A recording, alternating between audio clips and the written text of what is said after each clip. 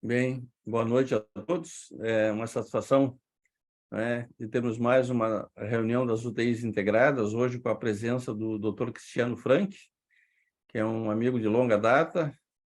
O Dr. Cristiano, ele é intensivista do Hospital de Clínicas de Porto Alegre, ele é coordenador da UTI de Trauma e Queimados do Hospital de Pronto-Socorro, e membro da diretoria atual da AMIP, ele é o secretário, e tem uma grande experiência, né, com pacientes críticos, principalmente trabalhando, né, em duas instituições de referência aqui em Porto Alegre, que são o nosso querido HPS, né, como a gente chama o Hospital de Pronto-Socorro, e o Hospital de Clínicas. E hoje ele vai abordar, então, a ciência e a arte, né, de falar com a família, então, um aspecto muito importante que é a comunicação.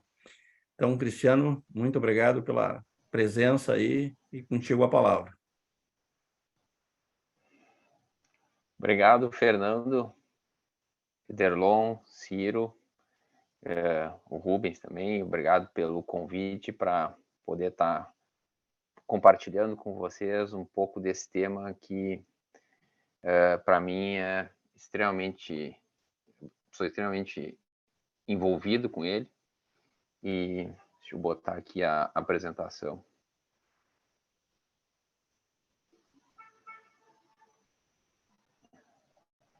E eu acho que é um tema extremamente relevante, e pela oportunidade de estar saindo um pouco dos temas, dos assuntos, dos tópicos técnicos, e também temos esse tema, que é um tema que fala sobre a comunicação com os familiares e com os doentes, e que é um tema que muitas vezes a gente acha que é um tema que não é relevante. Eu quero trazer para todos aí, fazer a minha exposição, mostrando que esse é um tema importante e ele tem um pouco de arte, mas ele não é um dom, a gente não nasce sabendo isso, e nós não aprendemos com a vida. Ele também tem uma técnica, assim como os outros procedimentos que nós aprendemos e fazemos tão bem nas nossas unidades.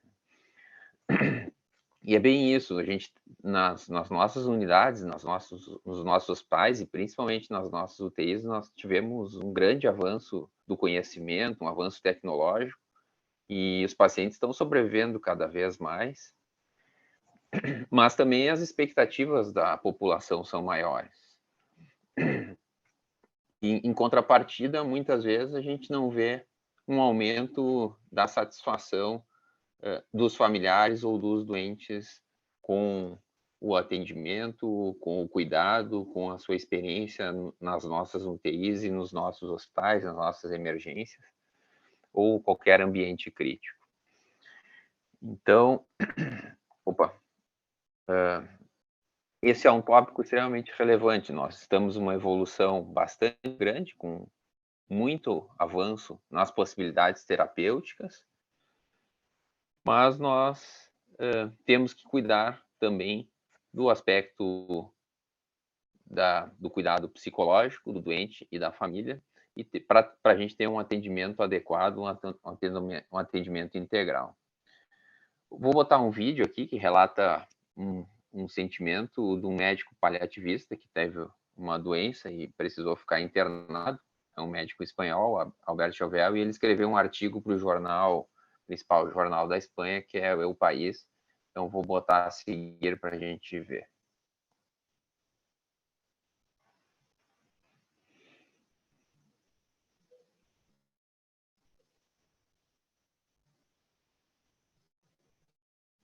Cris, está sem som, é sem som mesmo?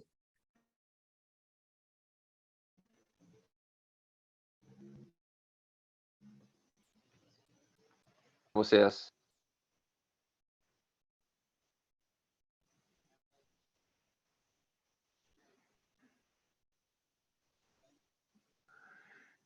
Deixa eu ver qual Para é o aparecer ajuste o que eu tenho. som, você vai ter que tirar o teu fone enquanto roda o filme. Aí sai o som. Tira o teu, desconecta teu fone de ouvido. Aí roda o filme. Continua sem som. Desconectou o teu fone de ouvido do computador? Desconecta ele do computador.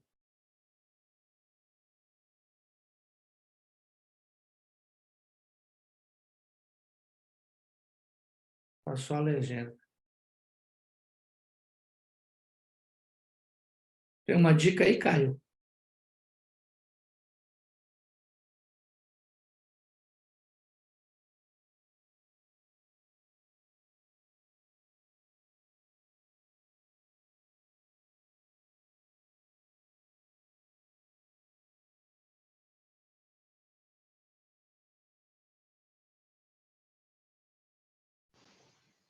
Cristo, Me escutam? agora sim. Agora sim. Então, estão enxergando a tela? Estamos. Tá. Então, vamos adiante sem o vídeo, porque sem o som, acho que nós vamos perder, e depois eu tento ver se tem alguma forma aí de retomar isso. Mas vamos lá, o objetivo do vídeo era trazer um sentimento que esse colega, quando teve internado, falou que a gente desenvolveu muitas as habilidades técnicas e tratamento, mas a gente não escuta ou não percebe o que os pacientes estão sentindo realmente. No caso, ele sentia muito medo, mas ninguém percebia isso, ninguém perguntava para ele e nem para os seus familiares. E esse relato é importante, porque muitas vezes nós, profissionais não só médicos, achamos que a comunicação com o doente ou com a família não é uma atividade importante. Ela é uma atividade secundária, que qualquer um pode fazer, que é um procedimento simples, que não tem técnica nenhuma, que a gente não tem nada para oferecer para as famílias, falando com eles, e isso não é verdade, vou mostrar isso para vocês. As pessoas têm medo de dar uma notícia ruim, com um resultado negativo de um óbito ou de uma sequela grave, que os familiares vão ficar insatisfeitos com o resultado e com o profissional. Muitos familiares vão ter sofrimento e vão estar em sofrimento, é frequente, e os profissionais muitas vezes têm medo de gerar mais sofrimento nos familiares. E é uma fonte de tensão frequente em todos os profissionais quando a gente vai dar uma notícia desagradável. Uma notícia ruim, a pior notícia, a notícia de um óbito ou de uma doença grave, incurável, gera bastante tensão nos profissionais. E isso é extremamente acentuado porque nós usualmente não temos o treinamento para falarmos com o doente, com as famílias adequadamente durante a nossa formação, durante a nossa especialização ou durante a nossa pós-graduação. E isso, então, acentua essas dificuldades e essa tensão. Aqui é um trabalho mostrando quando os médicos vão ter a experiência com a primeira má notícia, deles darem a primeira má notícia, nos últimos anos da graduação ou nos primeiros anos do treinamento na residência, que a maioria vai ter esse contato, e a maioria vai dar o diagnóstico do óbito ou um diagnóstico de uma doença irreversível, né? São doenças bastante graves, e todos os médicos lembram bem quando foi isso que aconteceu. E eu lembro muito bem também quando foi na minha primeira comunicação do diagnóstico do HIV para uma jovem, muito jovem, e eu lembro hoje, primeiro mês da residência e lá na enfermaria, e agora é tua vez, né? Vai lá e fala o diagnóstico para a menina. Como se eu tivesse uma técnica já aprendido a fazer uma comunicação adequada. Não, né? Infelizmente não é assim. Mas lembro muito bem, isso a gente fica marcado geralmente quando é a primeira vez que a gente vai dar uma má notícia. E é um procedimento extremamente importante. Esse médico paliativista diz que a comunicação do óbito ou de uma doença irreversível é um ato humano, ético, médico e legal que uma pessoa necessite comunicar a um semelhante que sua morte ou algum familiar está próximo. É um momento de maior grandeza do ato médico e um dos mais difíceis, né? E usualmente isso é rotulado como fácil. Para a gente fazer uma comunicação adequada, nós temos que ter algumas bases, e não é nenhum curso que nós vamos dar aqui de comunicação, mas é para ter um entendimento adequado desse processo. Então, quando a gente faz uma comunicação, a gente põe uma mensagem em comum com alguém. Eu, emissor, vou decodificar uma mensagem, emitir, e um receptor vai decodificar ela e fazer a recepção de acordo com o que ele conseguiu decodificar. E uma comunicação, para ser efetiva, ela tem que ter o mesmo entendimento para o emissor e para o receptor. E nessa interação é frequente a gente assumir que o emissor decodificou adequadamente essa mensagem, mas ela não aconteceu da maneira que nós entendemos ela. E isso frequentemente por ruído. E ruído não é barulho do monitor, do ventilador, do alarme tocando na UTI, de carro, de barulho qualquer.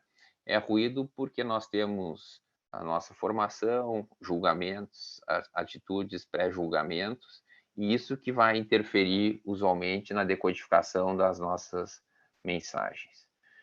Esse é um vídeo bem simples, eu acho que não precisa som, mas vamos ver se dá para entender sem o som, mostrando essa característica da comunicação, né?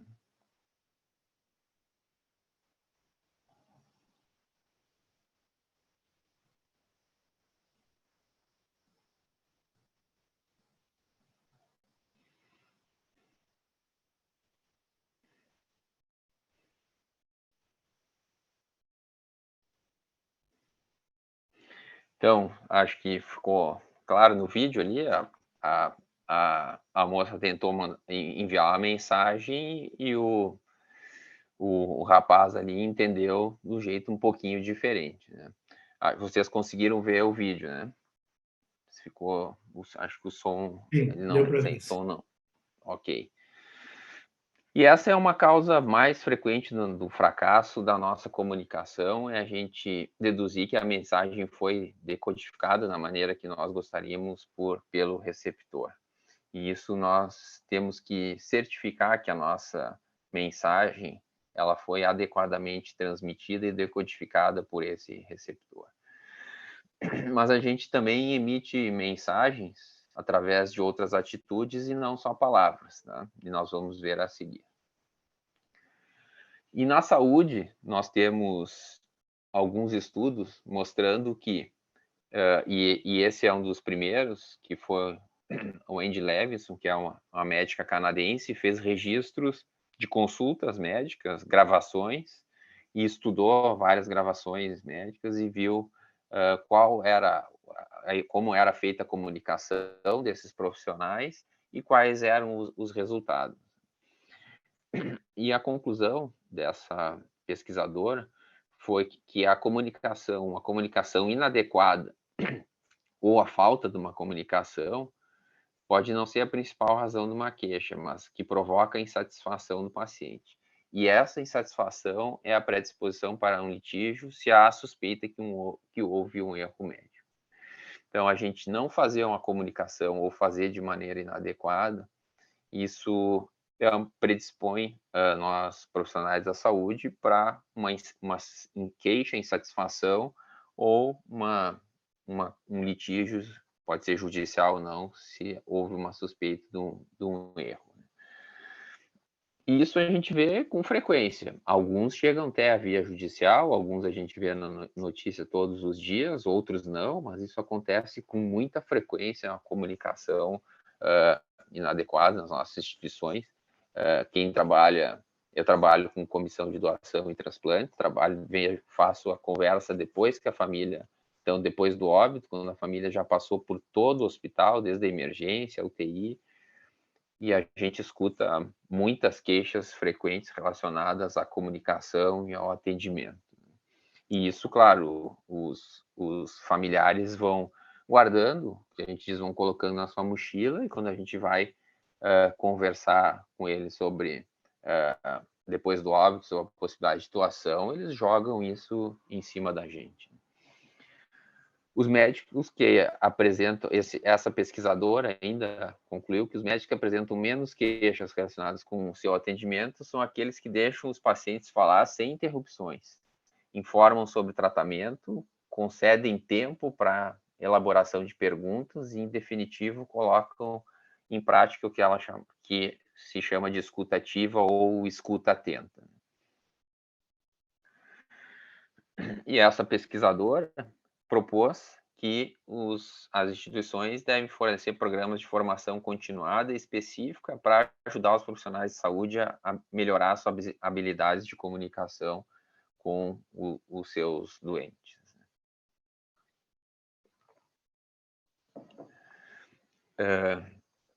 A característica da comunicação em saúde no hospital, na UTI, ela tem ainda outros agravantes. Nós usualmente não temos um relacionamento prévio com aquele doente, com aquela família. A mudança do tratamento, da situação de saúde do doente pode ser muito rápida, de um estágio estável para grave, ou de grave para muito melhor, em poucas horas. E a dinâmica das equipes, algumas vezes, não favorece isso. A troca de plantão, o ritmo, cada dia alguém dá informação, cada dia uma pessoa diferente. Isto também dificulta o fluxo das informações e são mais desafiadores. Esses pesquisadores publicaram em 2010, no Jornal da Clínica Maio, uma entrevista com doentes internados no segundo dia de internação em enfermarias, né, nos Estados Unidos. 45% deles tinham só menos da metade uma informação adequada do diagnóstico, metade sabia a informação dos exames planejados, mas o que chamou a atenção nesse artigo é que 1/3 desses doentes sabiam o nome do médico, e 2/3 sabiam o nome da enfermeira que estava cuidando dele. Então, o dobro conhecia o nome da enfermeira do que conhecia o nome do médico. E esse é um estudo publicado no JAMA em 2004, que bota as principais questões da família em relação à terminalidade, quando o paciente eram cuidados em instituições de longa permanência, em home care ou em hospital, e o hospital ficou no primeiro do ranking quando se colocou que a inadequação da informação para os familiares, o hospital ficou em primeiro lugar. Então, realmente, apesar do doente estar possivelmente melhor assistido, a informação foi menos adequada em que todas as outras alternativas de cuidado para os familiares. Extremamente importante como nós expressamos, o que a gente fala, como a gente fala, mas o que a gente fala tem um impacto muito grande para os doentes, para os familiares e para as nossas equipes também. Essas expressões que nós usualmente usamos, e como paciente não investível, paciente sem nada para fazer, paciente sem benefício terapêutico, paciente não aderente ao tratamento, transmitem mensagens para a equipe que vai ter uma leitura que usualmente pode, inclusive, dar um cuidado menos adequado, menor do que o adequado, para um paciente quando ele é rotulado com alguma dessas frases. E isso vai refletir no comportamento médico dos nossos colegas e da equipe também. Esse é uma carta de uma fellow de terapia intensiva americana, no primeiro mês de UTI, e ela escreveu sobre isso e foi publicado no New England em janeiro de 2019, que eu recomendo a leitura para todos, porque é muito rica. E ela relata o desconforto dela quando ela passou o round nas primeiras semanas, e a paciente que ela estava cuidando era uma paciente com doença pulmonar crônica grave, que não estava respondendo ao tratamento, e a equipe definiu terminalidade e definiu com as palavras que não tem mais nada para fazer. E ela era a R1, ela perguntou por R2, e o R2 não tem mais nada para fazer, chama o fisioterapeuta que ele sabe o que faz, que ele vem e sabe o que faz. Ela fez isso, o fisioterapeuta estubou no relato dela, e ela se sentiu muito desconfortável porque ela, na visão dela, a paciente sofreu muito até o evento final e morrer. Então, ela relata isso, né? E relata que esse impacto que levou essas palavras, levou a um cuidado que ela entende que não foi o melhor.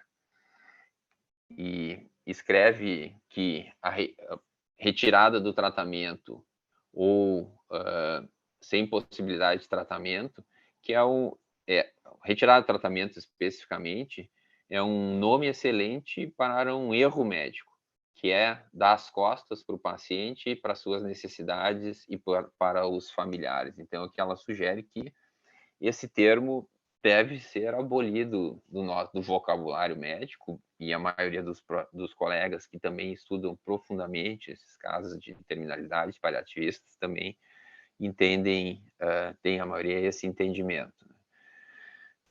Nossas palavras têm um efeito muito profundo e distinto, e dão forma para o nosso processo cognitivo.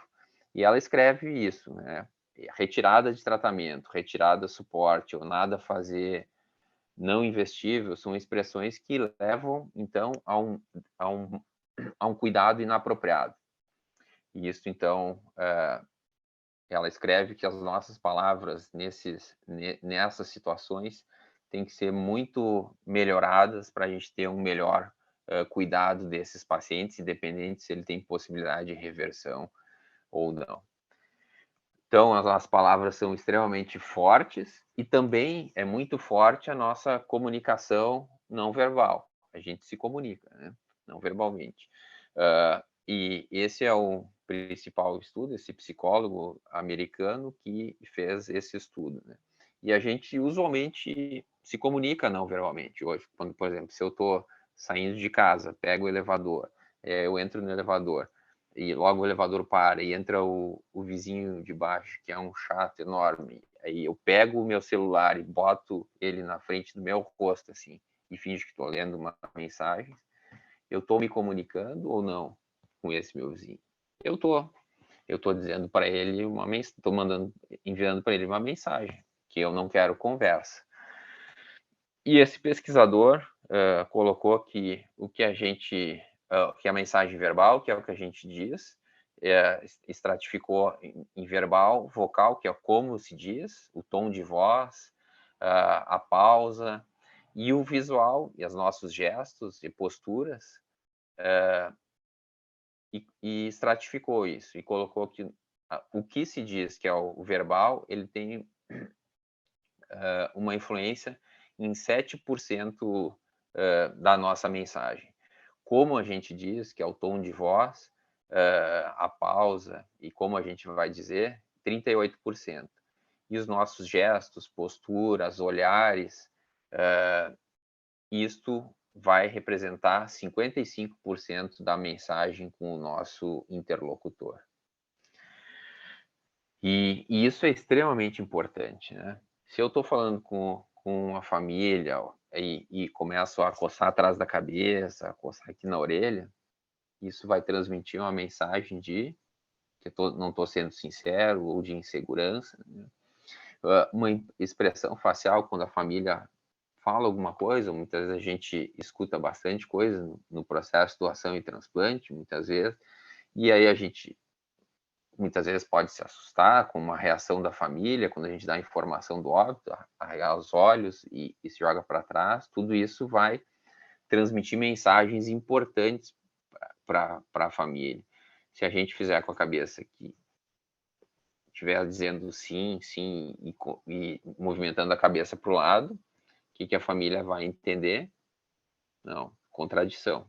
Isso é inadequado. Então, a gente tem que ter muito cuidado com os nossos gestos, posturas, a nossa expressão facial, o ritmo da linguagem, as pausas, o tom de voz, o olhar, o olho no olho e o silêncio e escutar, que eu vou falar bastante a seguir, é extremamente importante.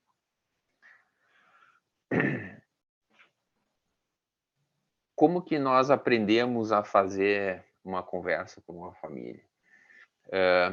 Infelizmente, na maior parte dos nossos currículos, isso é um pouco diferente do que a gente faz, como a gente aprende os outros procedimentos.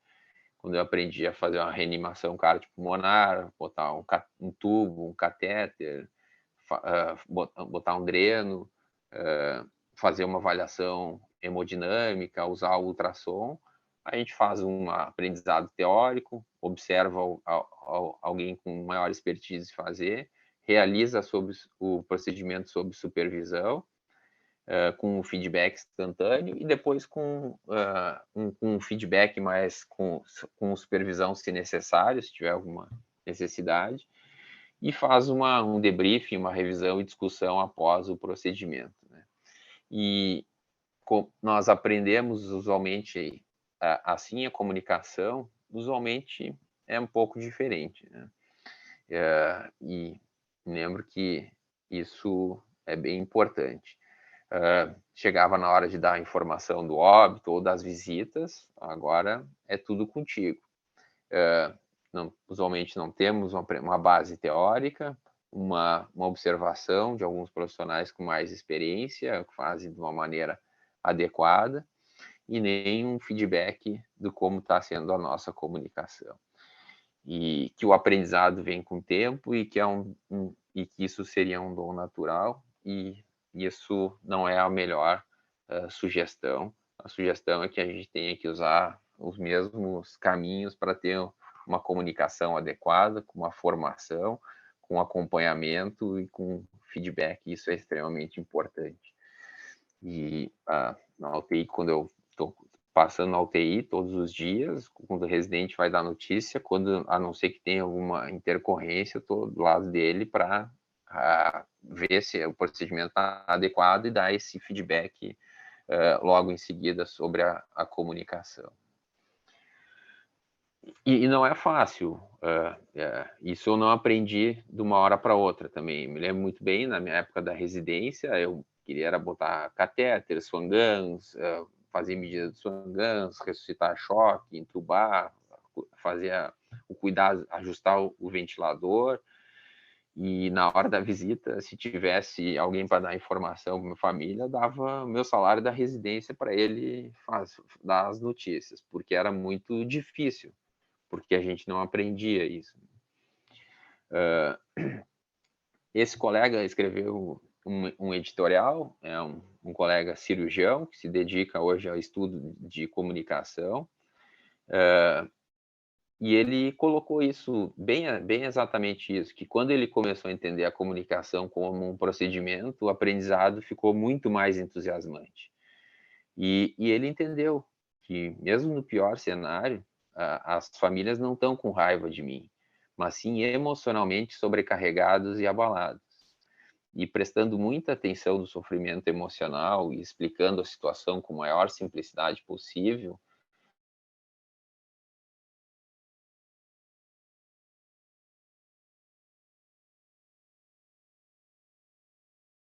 Congelou a tua imagem, Cris, estamos sem som.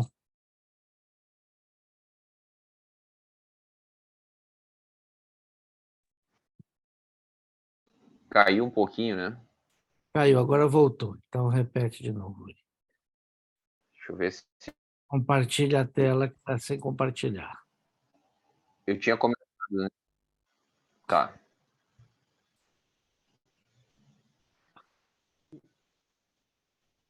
quanto tempo nós ficamos fora do ar? Não, Porque como ficamos 10 segundos. Você eu já estava estava nesse aí. nesse Tava, nesse slide. tava.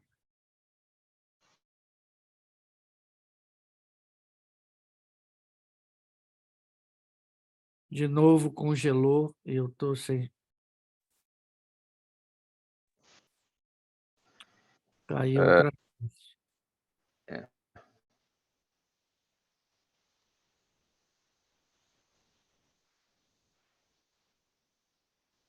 Estão me escutando? Escutando e vendo. E Só a tela falta está a tela. compartilhada? Não, né? Não.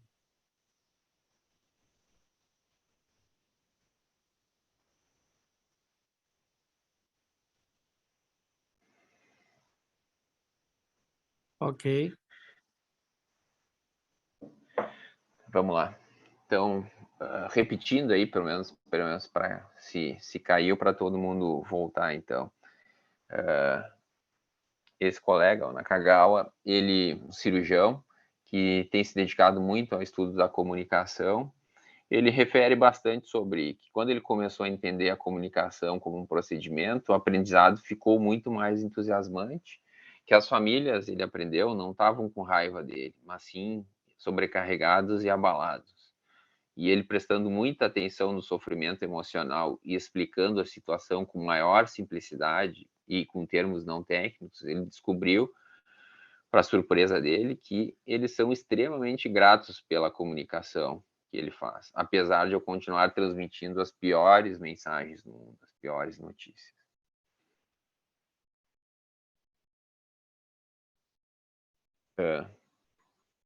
Só me dá um retorno, Delon, se está tudo ok aí, se estão conseguindo. Tudo ok, tudo ok. Ok, obrigado.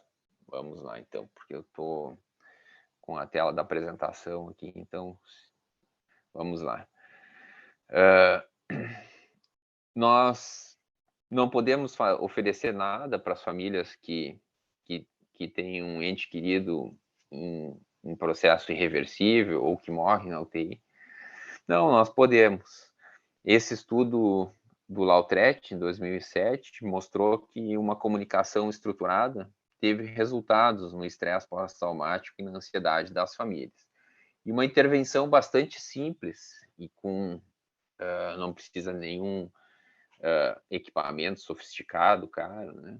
Eles fizeram uma intervenção com uma reunião com familiares estruturada, uma conferência familiar, usando um método de comunicação que eles acharam que podia ser o melhor para eles, mas a gente pode escolher outro também, que é usar o método velho, com um folder de explicação para a família e com daí a participação do maior número de médicos e presença de enfermeiros na conferência familiar, com maior tempo de duração e com tempo para os familiares expressarem as suas emoções.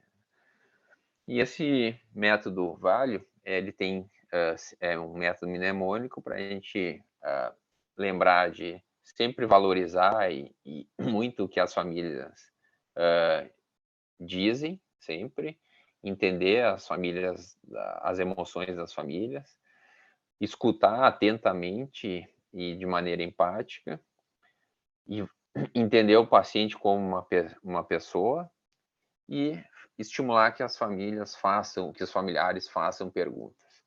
Com essa estratégia de conferência familiar, com tempo para conversar, escutar e para a família perguntar, e com a conferência familiar e entrega do folder, em pacientes com terminais na UTI, eles fizeram depois a avaliação com escala de ansiedade e depressão nesses familiares e mostrou significativamente uma redução do transtorno de ansiedade e de depressão nesses familiares que tiveram essa intervenção. Sugerindo, então, que a gente tem como ajudar as famílias. E isso faz parte do cuidado, do nosso cuidado como profissional, como intensivista, né, da nossa equipe, é cuidar adequadamente do doente e que a família possa ter o melhor tratamento possível também.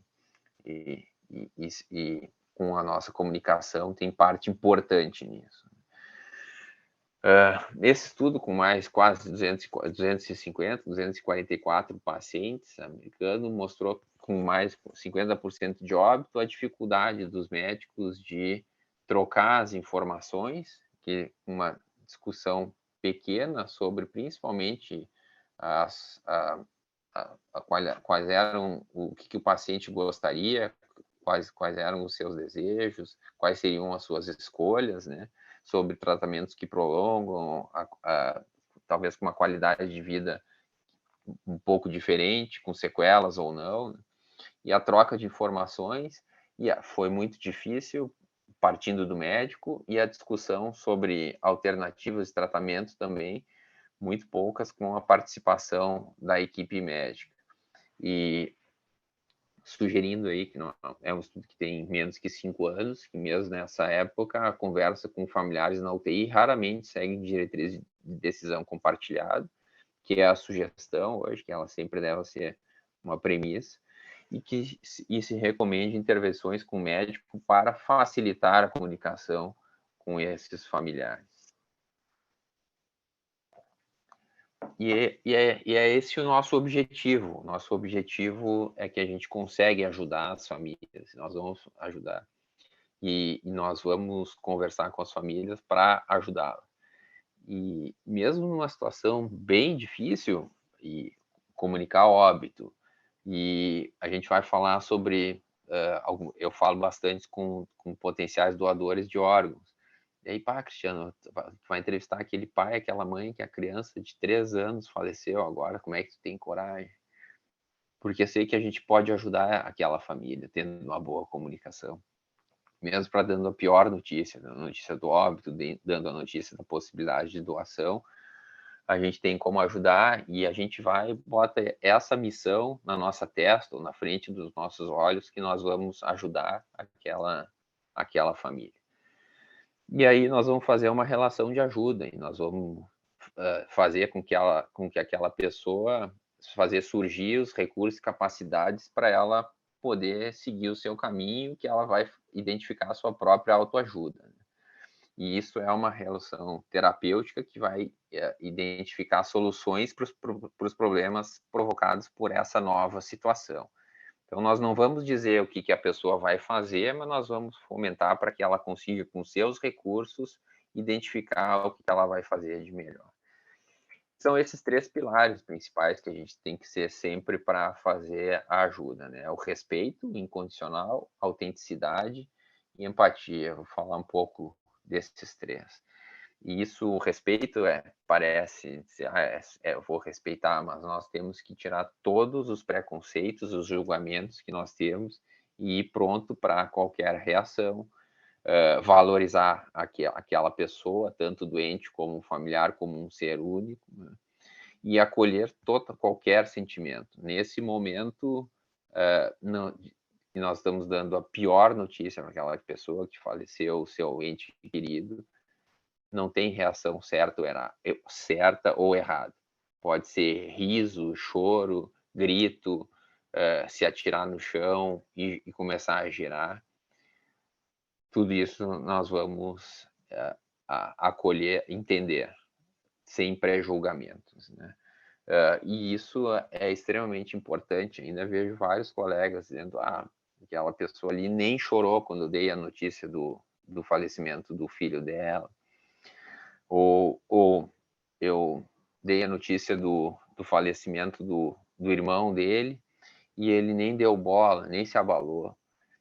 Várias situações acontecem assim e não é certo nem errado. As pessoas vão ter muitas reações e a negação é muito frequente, né? Então, pessoas que, inclusive colega, que numa conversa num curso de comunicação, uma pessoa relatando a sua experiência, ela recebeu a notícia que faleceu o pai, ela desligou o telefone e continuou no plantão como se nada tivesse acontecido, né? E ela não gostava e esse colega não gostava do pai, ou tinha algum problema de relacionamento, não, amava o pai, mas simplesmente ela negou completamente a informação que ela tinha recebido. Então, importante o respeito incondicional e não julgar os sentimentos e as reações dos familiares, né? A empatia, então, a gente tem que ser capaz de se colocar no lugar dos outros e tentar captar os sentimentos, né? Isso é importante, dá credibilidade a nós que somos os interlocutores. E muitas vezes a gente não, na nossa conversa, a gente não dá expressões empáticas, né? Esse é um estudo mostrando que nós médicos temos muito poucas expressões empáticas na nossa comunicação. E a autenticidade é fundamental. Dá credibilidade à pessoa e faz ganhar respeito e confiança, né? Mesmo que a notícia seja a pior de todas, a gente tem que ser sincero sempre, né? E muitas vezes no boletim diário, as notícias podem ser que o doente está sem resposta ao tratamento, evoluindo com disfunções progressivas, orgânicas, e eu vou comunicar que o doente piorou muito e está sendo bem difícil reverter o quadro numa linguagem simples para que eles entendam e evitando termos técnicos, e dizer que, infelizmente, não era essa a notícia que eu estava querendo dar, mas se eu desse outra notícia, eu não estaria sendo sincero com eles. E que está toda a equipe trabalhando muito para trazer um resultado diferente, né? Isso é bem importante, a gente ser autêntico e coerente sempre, né? Isso vai valorizar muito a nossa conversa. A escuta ativa. Nós, profissionais médicos, temos muita dificuldade de escutar. Acompanhando os residentes, eu acho que essa, junto com o uso de termos técnicos em excesso, são as principais habilidades que a gente precisa desenvolver rapidamente para ter uma conversa, uma comunicação adequada. Muitas vezes a gente vai dar uma notícia, a gente fala e não para. A família vai começar a falar, a gente interrompe, né? Então, mas é extremamente importante a gente escutar, e escutar não é só escutar o ruído, é escutar atentamente, entender o que a pessoa está falando. É prestar atenção para a gente sentir o que a pessoa tá comunicando, né? Então, com os ouvidos, com o corpo, com os sentidos, com assentimento com a cabeça, né? Que a gente está com uma postura proativa, sem braços cruzados, sem barreiras, para a gente fazer uma escuta atenta da mensagem que os familiares do doente estão querendo nos passar. Importante, né? Nós, para termos uma informação adequada, não podemos fazer uma comunicação no corredor, à beira-leito. Isso não é apropriado para a gente fazer uma comunicação de uma má notícia. Nós temos que ter um ambiente com silêncio, com privacidade, no mínimo, né? Preferencialmente sentados, com água e lenços disponíveis, né? Usualmente a nossa comunicação, o nosso boletim diário deve ser, né, nessas condições preferencialmente, né? Inclusive a gente fazer boletim ou conversa com familiares à beira-leito, no corredor, não é apropriado. Então, isso é importante, a gente tem que ter um lugar, e eu trabalho em 2 hospitais públicos, e a gente consegue organizar um lugar para ter uma privacidade, para conversar com a família na UTI ou perto da porta da UTI, para que a gente consiga ter uma dignidade para essa família, com privacidade e silêncio, para eles poderem se expressar quando a gente está fazendo uma comunicação de uma má notícia. Então, a escuta atenta envolve outras estratégias de comunicação, não vou me deter em todas aqui, mas são bem importantes. As perguntas abertas, onde a gente não faz perguntas para a pessoa responder se ela responde sim ou não, né? Ou como é, a gente vai, me conte como era o seu familiar, me explique mais sobre isso, me fale mais sobre essa situação.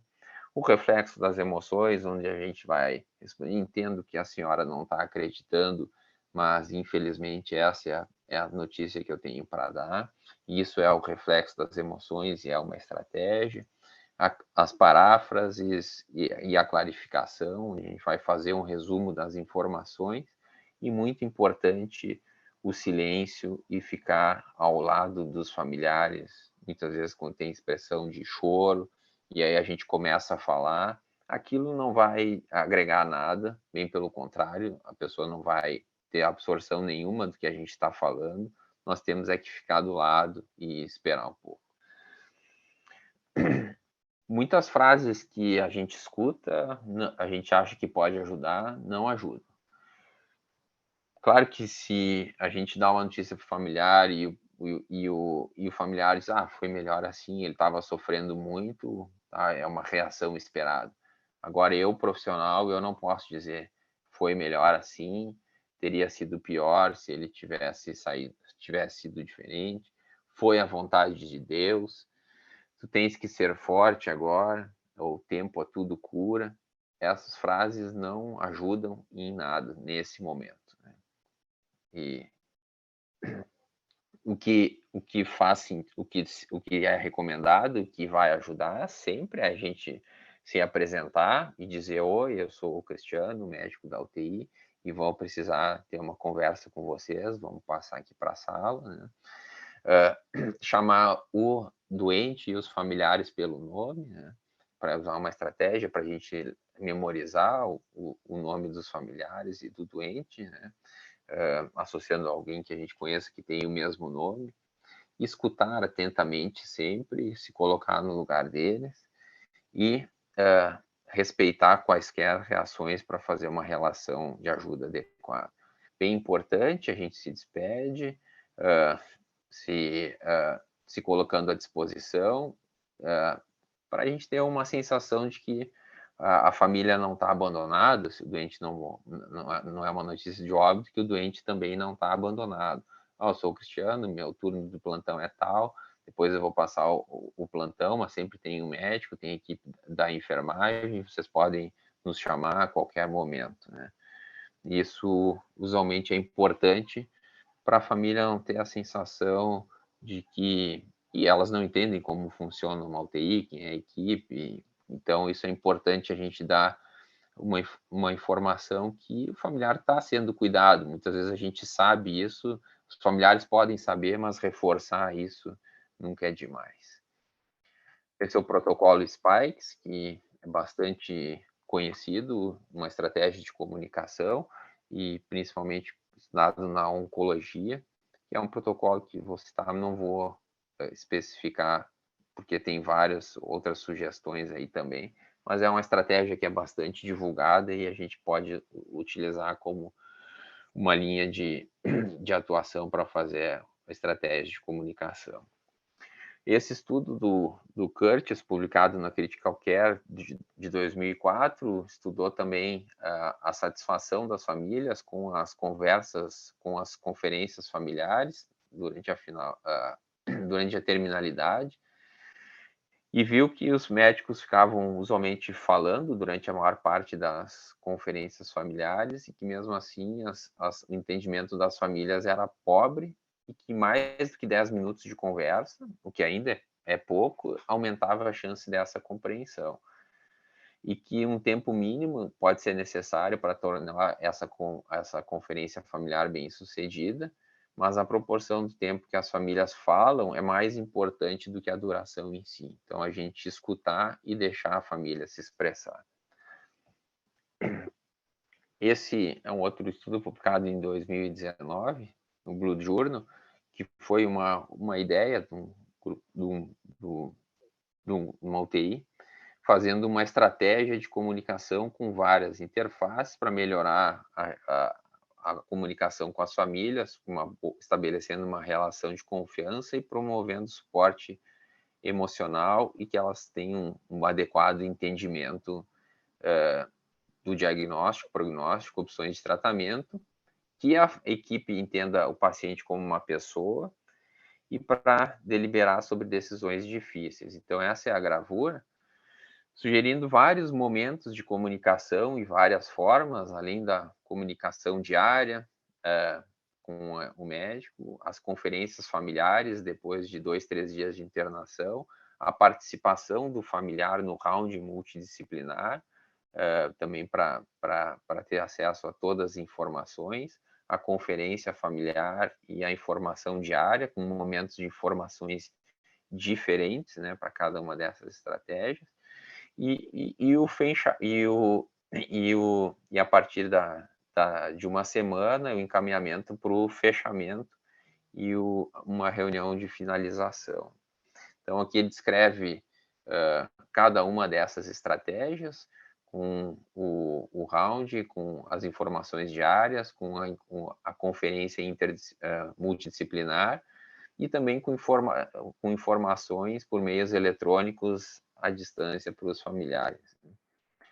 E isso a gente viu, e nós fomos forçados, quando apareceu a pandemia do Covid, a fazer, coisa que nós não fazíamos, a falar por telefone, dar informações por telefone, dar informação por óbito, que até então era proibido, e hoje, claro, a gente sempre prefere fazer presencialmente, mas naquele momento, por essa situação diferente, a gente fez muita coisa diferente, nós aprendemos e evoluímos, né?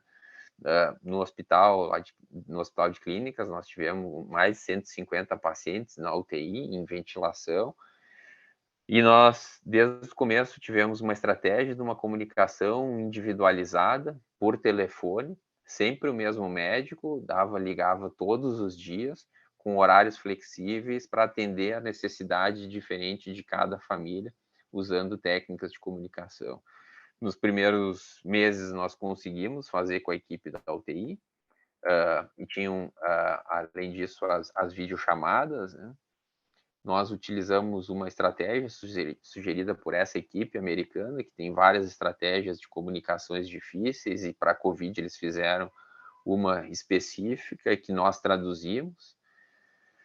E depois chegou em julho, as UTIs lotaram, e aí nós conseguimos alguns profissionais de outras áreas se voluntariaram, e depois foram chamados, teve um chamamento da direção para voluntários participar dessa atividade.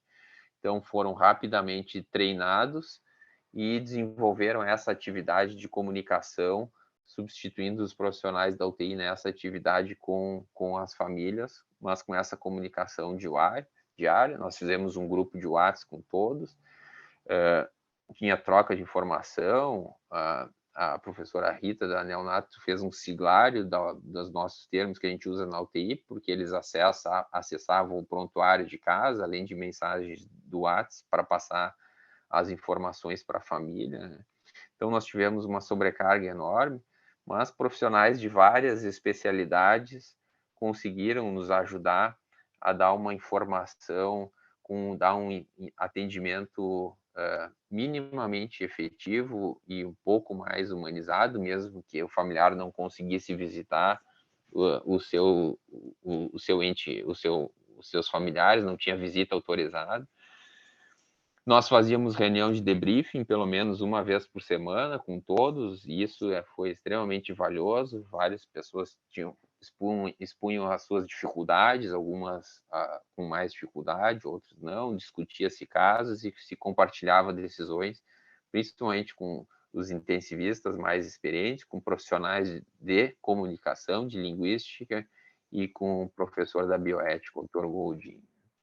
Nós recebemos ainda muito feedback positivo por uma coisa extremamente nova e difícil, que era uma comunicação totalmente à distância, muitos feedbacks e muitos retornos positivos dos familiares numa situação extremamente difícil.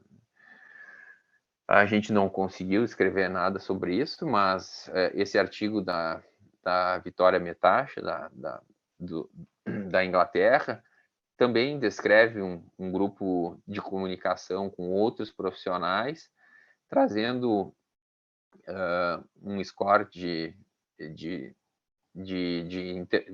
colaboração interprofissional, sugerindo uma boa colaboração entre os membros da UTI e os membros não da UTI. Apesar de poucos intensivistas terem respondido o questionário, ela questiona ainda que a gente tem que ter cuidado nessa transformação da comunicação, principalmente quando a gente tem restrição à visita, né? E que a equipe da UTI externou um pouco de dúvida quanto à efetividade da comunicação quando o doente estava muito grave ou evoluindo desfavoravelmente. E aí ficou a questão, a pergunta, se era porque os profissionais não tinham conhecimento adequado de UTI ou porque tinham dificuldade de falar a notícia difícil. Essa é uma revisão publicada o ano passado, esse ano, no Intensive Care, mostrando alguns avanços da comunicação na UTI, e aí vou resumir rapidamente, que a informação a gente recebe e fornece informação, mas recebe, e essa informação compartilhada que deve ser o objetivo da nossa comunicação com as famílias, né? Que a gente deve estabelecer os desejos do paciente e da família desde o início da internação. E as conferências familiares, um momento de comunicação separado e dedicado com equipe multiprofissional para isso, é importante, né? E as famílias precisam muito mais do que dados isolados da condição da paciente, e isso é bem importante. Eu vejo nós médicos falando muito dado isolado de dose de droga vasoativa, curva térmica, resultado de hemograma, resultado de gasometria, FO2, ajuste de ventilador, e isso não ajuda as famílias. Essas informações técnicas não ajudam. Isso não é que a gente acho que as pessoas, que a família está entendendo e não está. E trago um exemplo recente, um colega foi dar informação, eu fui acompanhar o residente, estava um doente bem idoso na nossa unidade, e ele teve um sangramento intracraniano, e aí a informação do colega para a família, tipo, infelizmente o seu João estava aqui na UTI e arrebentou um vaso na cabeça dele. E eu olhei para ele assim, e os familiares fizeram uma cara muito estranha. Eu disse, como é que eles vão entender que o residente estava se referindo a um vaso sanguíneo que teve uma ruptura e um sangramento intracraniano? E a intenção dele era a melhor possível, mas essas palavras não podem ser usadas, a gente tem que ter muito cuidado. E então, se a gente não dá uma informação adequada, a gente não consegue ajudar essas famílias. E é importante a gente validar as emoções, e isso é extremamente posto em prática através da escutativa e estimular que eles façam perguntas e expressem as suas emoções, né? Isso é extremamente importante e eu vejo várias demandas nas instituições onde trabalho, em todas as instituições, da família se sentir abandonada, porque o médico não falou comigo, ninguém falou comigo depois da cirurgia, o paciente veio para a UTI, passa um dia inteiro e ninguém me avisou. Isso não pode acontecer. Então, toda a equipe tem que estar envolvida e ter como objetivo fundamental fazer uma comunicação, e a família não pode ter essa sensação de que o seu familiar está sendo abandonado. A equipe multiprofissional é importante e pode ajudar também isso, né? E uma reunião familiar para encerramento, seja da alta ou óbito, isso é importante para fazer um fechamento. Tão importante, eu vou depois botar no chat ali a apostila que foi traduzida, que é do curso de Comunicações Críticas, que a Organização Nacional de Transplantes na Espanha faz para todos os intensivistas e todos os residentes, e a gente traduziu e trouxe para o Brasil através de um projeto do PROAD para o estudo do Donors, que o Glauco e o Joel coordenaram, e está disponível. E alguns outros recursos, mas é importante a gente buscar esse conhecimento e fazer a base teórica, e depois também ter simulações práticas estruturadas e ter, com qualquer procedimento, um preparo prévio, e importante ter um feedback de como a gente está fazendo essa comunicação. Importantíssimo também e a gente nunca pode esquecer, a gente vai lá, registra 4, 5 vezes por dia ATA, quanto fez de volume, qual volume fez, como é que fez o ajuste de ventilador, e de comunicação com a família, o que a gente registrou no prontuário. É frequente a gente encontrar que nada está registrado. E isso é um procedimento também, e isso deve ser registrado sempre, é extremamente importante, e muitas das confusões que a gente vê podem estar evitadas se o registro está feito adequadamente. Finalizando, então, acho que esse editorial do Critical Care, quando fala sobre comunicação, é bem específico, dizendo que os profissionais da UTI têm uma vasta e excelente formação em habilidades técnicas para o cuidado dos seus doentes, e chegou o momento desses profissionais, durante a especialização e após, terem uma formação de como abordar e transmitir as informações para os familiares com empatia, de maneira inclusiva e efetiva. E essa é uma frase da Maya Angelou que eu acho que marca muito, porque é uma ativista e diz que com o tempo ela aprendeu que as pessoas poderão esquecer do que a gente falou, demorar um pouco mais em duvidar o que eles fez, mas nunca esquecerão como a gente as fez sentir. Vamos lá, estamos aí para conversar. Deixa eu ver se eu consigo enxergar todo mundo aqui. Parabéns, Christian, aí pela brilhante apresentação. Muito bom. Obrigado, Ciro. Muito bom, muito bom. Nós vamos abrir para as perguntas. Você já tem o Luciano aí com a mão levantada. O defeito. O defeito do Luciano ainda. Defeito do lutador. Não falando do Santos Futebol Clube, tá tudo certo. Sacanagem. Você sabe que a gente perde um amigo. Puxa, notícia ruim também. Puxa. Notícia ruim. Falar do Santos, é verdade. Doutor Frank, primeiro, parabéns pela aula, não tem... a pergunta é uma pergunta que talvez pareça simples, mas é a dificuldade que eu acho que todos, que de alguma forma exercemos algum cargo de coordenadora, de administrativo, vamos sempre ter que enfrentar a heterogeneidade dos plantonistas. As reações são sempre diferentes, né? Até plantão para plantão. Como que a gente pode resolver isso? Reuniões, por exemplo, as reuniões de segurança que têm sido feitas em boa parte das terapias intensivas, antes de iniciar o plantão, as informações frequentemente são enviesadas, são passadas a famílias e pacientes que criam dificuldades, etc., né? Então, estigmatiza. Eu vou dar um exemplo prático. Eu acabei de receber agora um paciente que supostamente teria feito uma ingesta volumosa de álcool e maconha numa festa, sem ter histórico disso. E, claro, foi posto em dúvida tudo isso aí. Alguém que vai usar tudo isso não vai ser um negócio agudo, né? Perfeito. O cara tem gama GT normal, provas de função hepática normais, não tem nenhuma alteração hepática. Quer dizer, será que esse cara realmente teve isso, né? Então, mas a gente já vai pré-julgando. Como que a gente pode lidar com isso? Muito obrigado. Viu?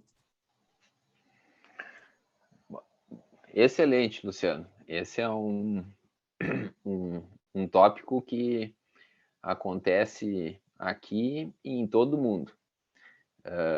Bem importante. E é frequente a gente receber o plantão e aí o leito 1, o leito 1, a familiar é louca, não entende nada do que a gente diz. Antes de dizer nome, qualquer lista de problemas de doença, qualquer coisa, já vem esse rótulo, né? E isso é bem frequente ainda a gente vê. E é totalmente inadequado, mas aí quando eu vou falar com essa familiar, eu já vou com um pré-julgamento bastante importante, né?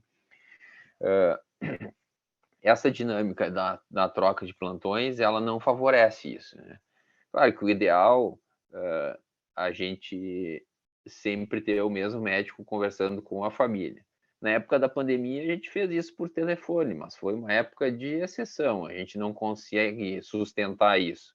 Mas durante a semana, os nossos rotineiros, os nossos horizontais, eles falam todos os dias, de segunda a sexta, com a família. Então, isso dá uma qualificação que eu acho que é bem importante para a comunicação na UTI. Né? As outras estratégias são colocar outras formas de comunicação, a conferência familiar com outros profissionais juntos, né? Mas é bem significativo isso, e isso não é fácil da gente mudar essa cultura, Luciano, para a gente tirar essas palavras fortes aí que a gente bota nas nossas passagens de plantão, tanto dizer que é alcoolista, drogadito, ou que não entende nada, ou que a família é louca. Isso realmente não ajuda a nossa postura, a nosso tratamento com os doentes e com os familiares. Isso, como disse ali, aquela colega que escreveu no England, deveria ser abolido aí do vocabulário médico, né? Também. Cris, um tópico que tu abordaste que eu acho que é extremamente importante é a linguagem não verbal, a postura. E, infelizmente, e principalmente, assim, hoje em dia tudo virou desculpa à pandemia, né? A pandemia ela serve como justificativa para muitas coisas que a gente já fazia errado e que talvez tenham se acentuado. E uma delas é essa questão das notícias, né? Porque tu dava notícia por telefone, tu não sabia quem era a pessoa, tu não via a postura, enfim. E a gente, às vezes, ainda observa quando um colega vai dar uma informação para um familiar, uma postura inadequada, vamos generalizar assim o termo, seja no aspecto assim de o distanciamento, o local onde está sentado, às vezes senta em cima de uma mesa. Como a gente pode fazer para melhorar? Porque isso é aquilo que tu disseste, eu estava me vendo, né? Eu preferia passar um Swan-Ganz, preferia entubar um doente do que dar má notícia. A gente fugia disso, isso é humano. Mas, e também, como tu disseste, a gente aprende, a gente tem que ser educado, não é? Mas também há, sim, eu acho que uma mudança na nossa cultura como um todo, e que talvez ela não tenha ainda sido compreendida, né? Que isso precisa ser estendido em todos os níveis da atuação do especialista. A gente conversa, a gente explica, e muitas vezes a gente ouve reclamação, porque ouvidoria hoje, né? Eu recebo 15 a 20 ouvidorias, sem exagero, por dia, de tudo, não é? E o que a gente pode fazer para melhorar isso aí, Cris? Tem alguma bala escondida aí? Tem. Foi o que a Levison lá, agora a Levison está no Choosing Wisely, né? Mas ela, desde 97, ela propôs aquelas. Eu acho que a educação sempre é a principal, a primeira opção, né? A educação e a educação continuada, mesmo profissionais que já já passaram pela formação, né? A educação continuada, ela, para mim, eu acho que ainda é a melhor solução. E a reincidência? Realmente, a gente vê, já foi falar, e aí o residente se atirou na cadeira, cruzou os braços, avental, mascando chiclete, só faltou, como disse, pegar um cigarro, né? Porque daí não pode, né? Essa postura é extremamente importante, né?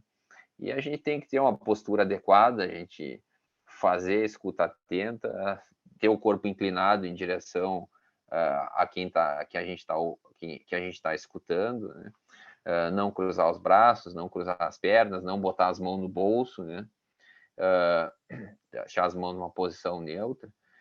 Mas realmente eu acho que só a educação mesmo é a resposta aí para os profissionais, tanto que já têm formação e mesmo com muitos anos. E eu tinha 10 anos de UTI quando fui apresentado para o curso de comunicação, que o Joel trouxe lá da Espanha, e isso, como a gente diz, abria os olhos da gente, a gente estava na nossa frente como nosso nariz, mas a gente não enxergava. Então, acho que a alternativa é a educação mesmo. Perfeito. Tem uma pergunta aqui da Beatriz Melo. Doutor, com o aumento das UTIs abertas aos familiares, o senhor acredita que temos uma melhora na comunicação de más notícias quando essas chegarem? e uma possível redução de conflitos na UTI? É bem importante isso, bem importante.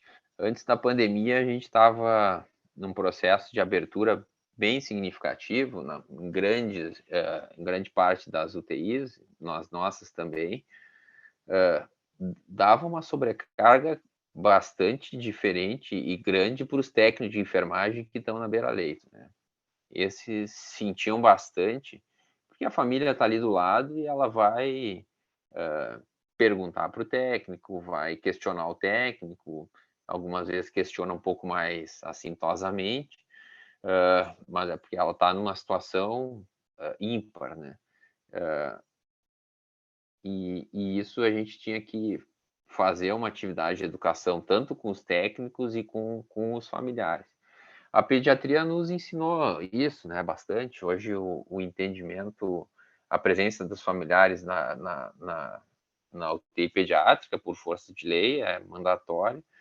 E eu acho que não tem uma dificuldade, acho que tem menos dificuldade, inclusive, na passagem, na comunicação com os familiares, na troca de informação, na transparência, na credibilidade da equipe, da instituição.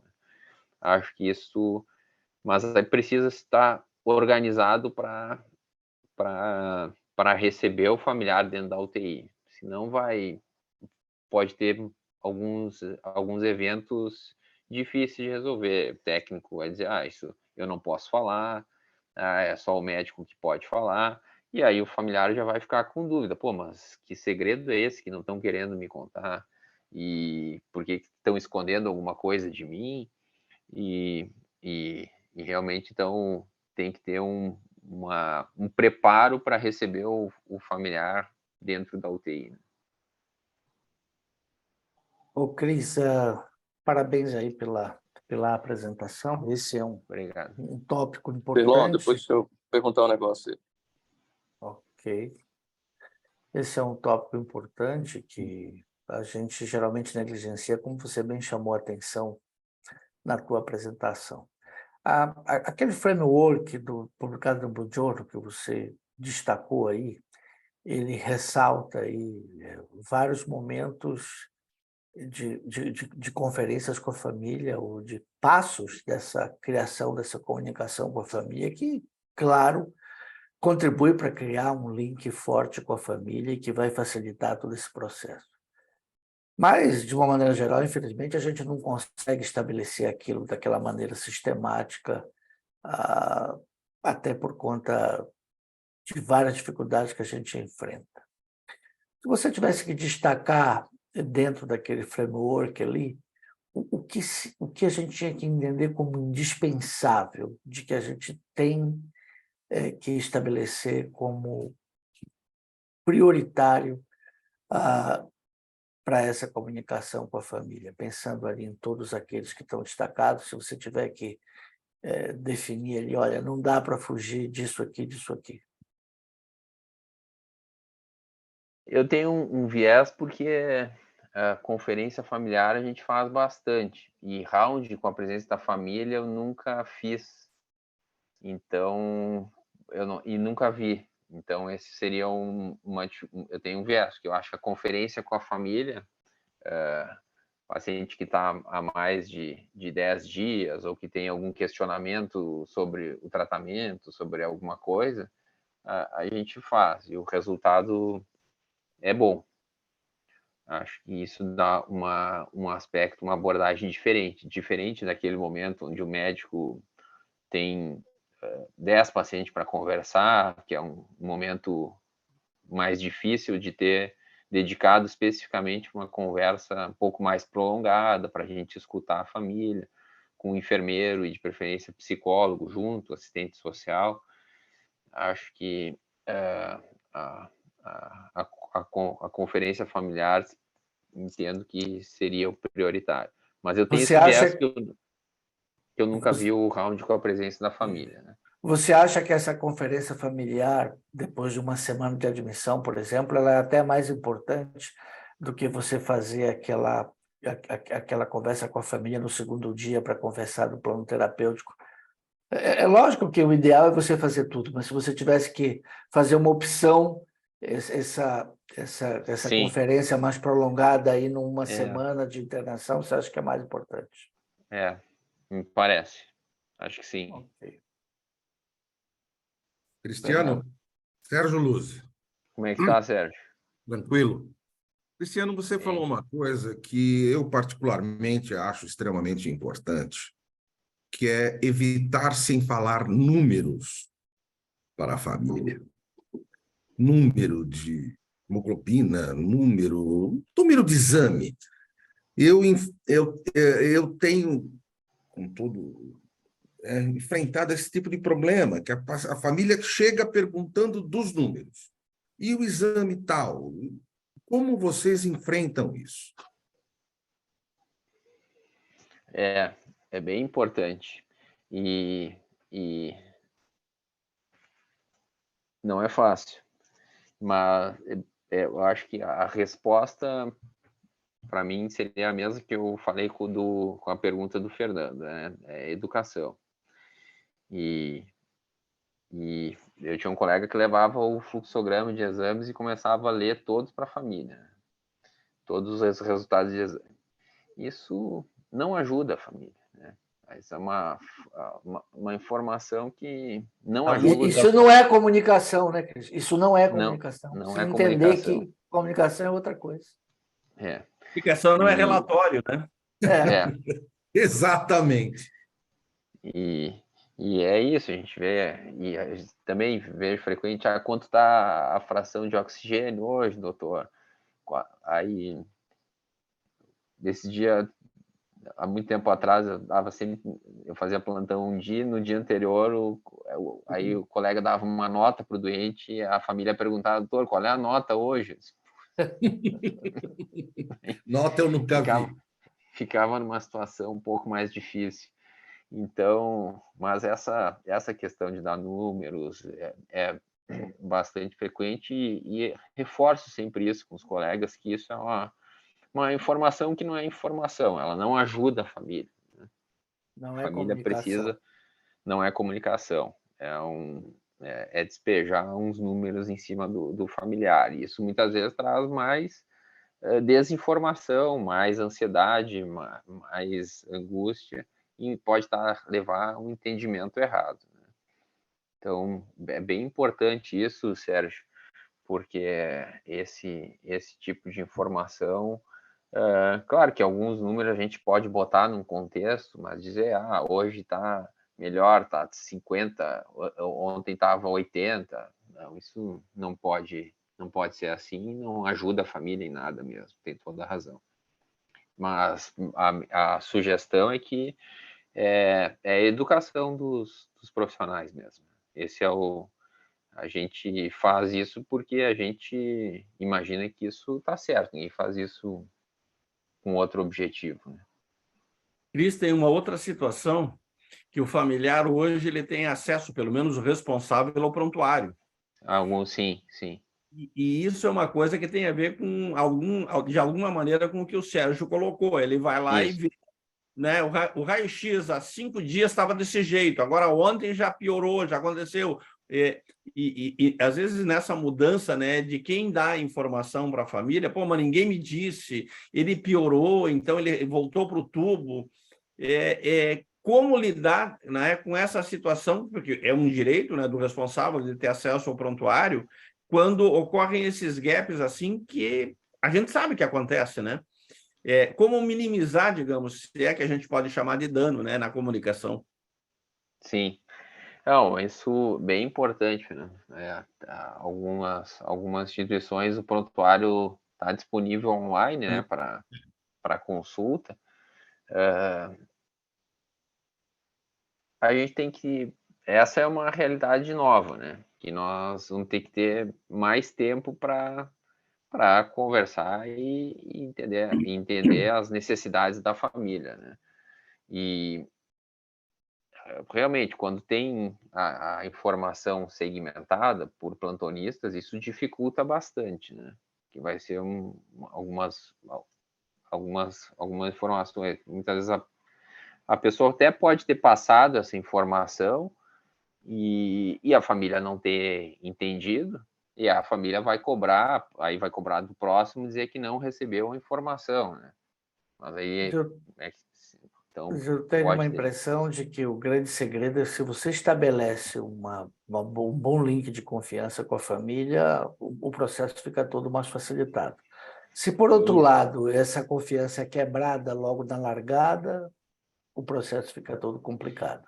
E uma estratégia que a gente aprendeu no Covid com os colegas que estudam muito linguística, até várias nossas comunicações foi feito um estudo, estão gravadas e tudo, mas usualmente em vez da gente chegar e começar a dar informação do que mudou naquele dia, ou quando o paciente é admitido na UTI, a gente aprendeu a fazer uma pergunta para o familiar, né? O seu familiar internou aqui na UTI, né?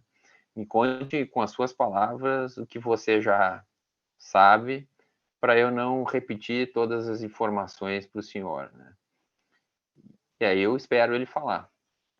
E aí ele vai trazer muita informação como ele entendeu as coisas.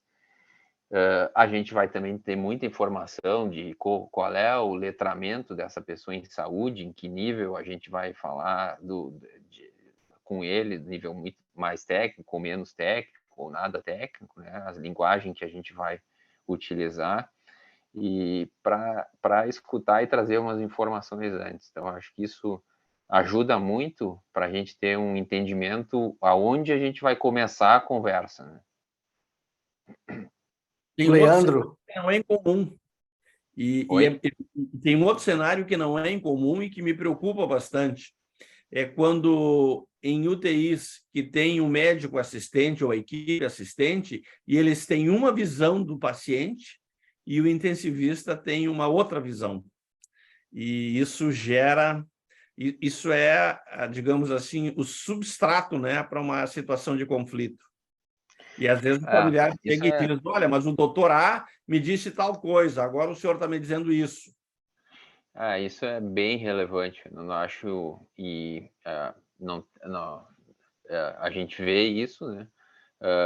Mesmo em UTIs fechadas, por exemplo, tem doentes que internam em UTIs fechadas que, por exemplo, lá no hospital tem doentes com doença pulmonar, que o doente está com 40 anos e acompanhou desde 15 sempre o mesmo médico, né? Então, a pessoa tem uma relação e certamente qualquer dúvida a família vai perguntar para esse médico, né? Porque durante 30 anos fez o tratamento, é quase uma pessoa da família, né?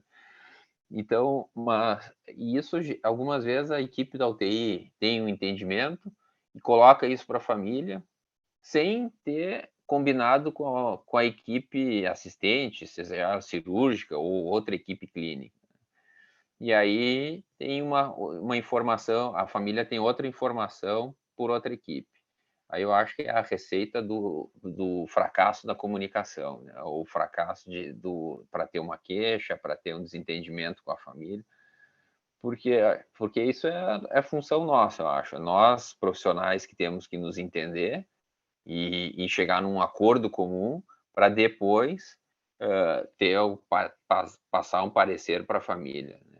Não cada um passar um parecer diferente, eu acho que isso é o pior cenário para a família. Eu acho que acho que até a agressão com a família, né? Mesmo que eu tenha razão, acho que até muitas vezes é inadequado assim com a família. O Leandro queria fazer um comentário, Fernando, parece. Quem? O Leandro, cadê? Leandro? Alô, Ferron?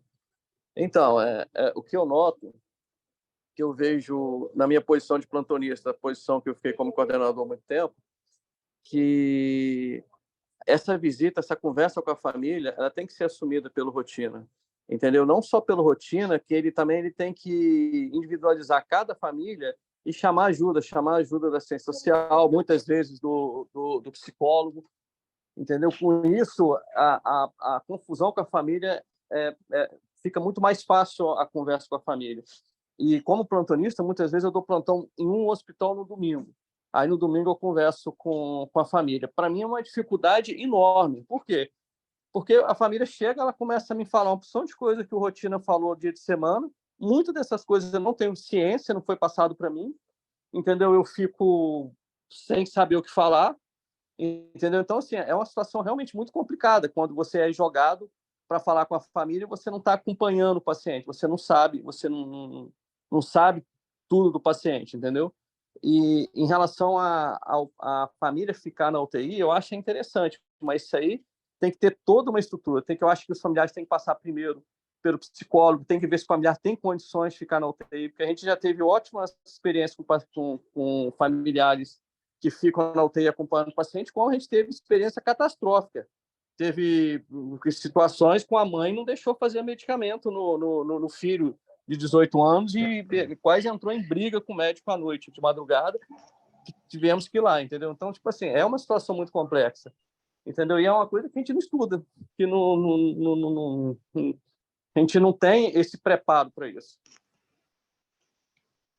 Muito bem, Leandro. Eu concordo. É exatamente isso. A gente tem que reconhecer isso, a gente tem que ter um aprofundamento, conhecer mais esse procedimento e o objetivo é esse, bem aquilo nas palavras do colega Nakagawa, que diz que esse é um procedimento e a gente tem que entender ele como tal, né? E como para qualquer procedimento, o preparo é fundamental, né? Então, não tem, por exemplo, muitas vezes vou falar com uma família que vai poder ou não ser doadora de órgãos. Eu vou revisar todo o prontuário, vou falar com todos do plantão ou não. Mesmo assim, pode surgir alguma informação da família que eu não tinha conhecimento. E eu vou ter que estar preparado para lidar com essa situação, né? E isso acontece com alguma frequência. No plantão também. Então, nós temos que ter habilidades de comunicação, estimular que a família fale, ter um bom relacionamento, um respeito, e a gente ser bem sincero. Eu não tinha essa informação, eu vou buscar essa informação e vou dar o retorno para vocês depois. Vocês podem me procurar, ou eu vou procurar vocês, seja por telefone, eu vou ligar e deixar bem claro isso. Mas algumas vezes a gente pode ser pego com alguma situação adversa, assim.